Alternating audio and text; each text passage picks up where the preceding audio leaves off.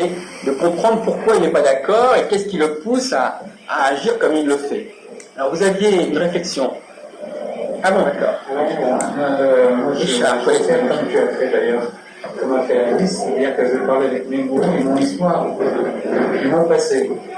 Et moi, j'ai l'impression que ce que tu as dit, c'est un petit peu d'être un critique de théâtre et de regarder jouer une pièce. Désolé, mes parents étaient acteurs, c'est ce que parle. Et alors, de s'intéresser à la manière dont jouent les acteurs, peut-être à la pièce, peut-être à la mise en scène, mais surtout ne pas participer et regarder ça un petit peu plus tard, et puis ensuite, d'écrire ça m'a plu, ça m'a pas plu, enfin, je simplifie énormément pour que les choses soient claires, et en fin de compte, ne pas rentrer dans le jeu. Pourquoi est-ce qu'un acteur, pourquoi est-ce qu'un metteur en scène, pourquoi est-ce que le décorateur, etc., a fait cette chose-là, mais ça m'a plu, ça m'a pas plu. Je continue encore. Attendez, n'attendez pas, monsieur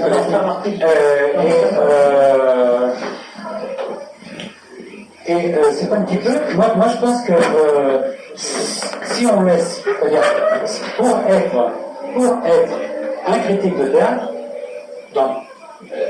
on ne peut pas l'être sans théâtre. Donc il faut n'importe comment que d'abord ce théâtre existe.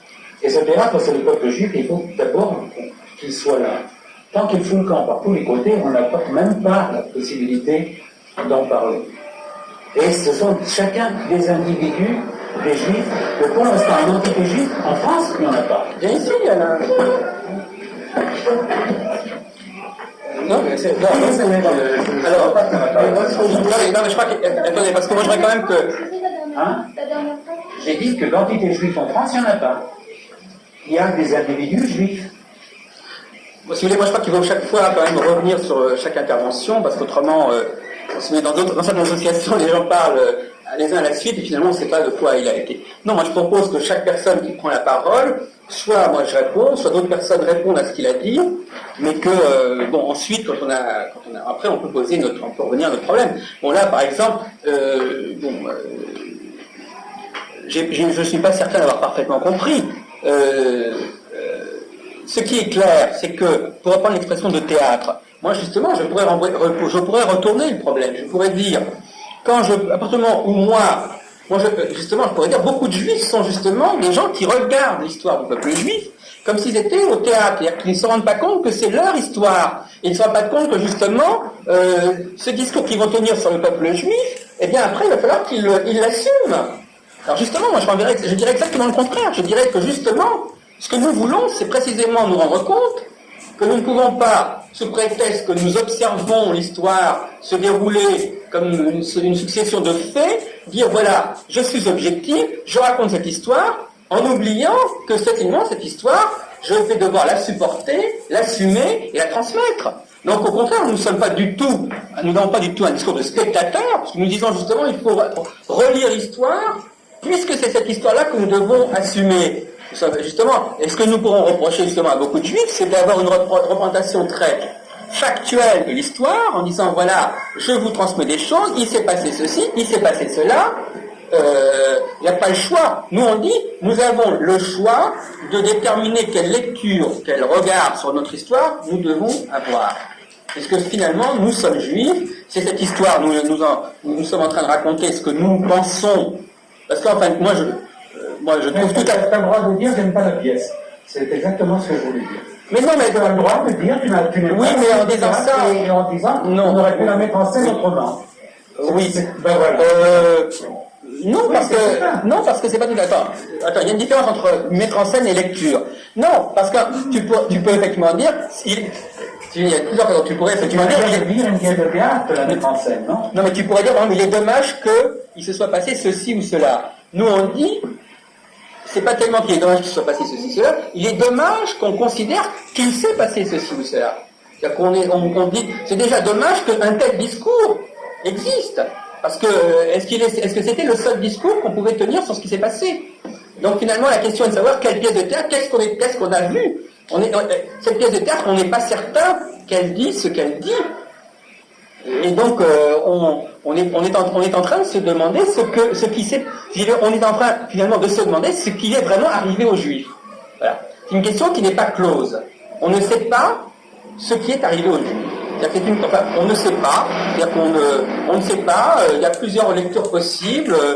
Qu'est-ce qui s'est passé depuis 2000 ans? Quelle est la signification de ce qui s'est passé depuis 2000 ans? Qu'est-ce que ça veut dire? On reste ouvert. Donc s'il y a une pièce de théâtre, c'est une pièce de théâtre, c'est comme vous regarderiez une pièce de théâtre, vous vous demandez mais qu'est-ce qui s'est passé, quelle est l'action, quels sont les bons, quels sont les méchants, etc. Bon, si effectivement c'est une pièce de théâtre de ce type-là où on ne sait pas, mais si tu dis que c'est une pièce de théâtre et que les faits sont là et qu'il s'est passé là et qu'un tel a bien tué celui-là, etc. Si c'est une pièce de théâtre au premier degré, alors là ça ne nous intéresse pas. Par contre, effectivement, on peut dire que l'histoire est une pièce de théâtre, mais à ce moment-là, c'est une pièce de théâtre qui pourrait. Alors, en tant que critique de théâtre, parce que notre ami, justement, Alain Pinceau est critique de cinéma, il y a très souvent des cas où on se demande qu'est-ce que le film a voulu dire, qu'est-ce qui s'est passé dans ce film.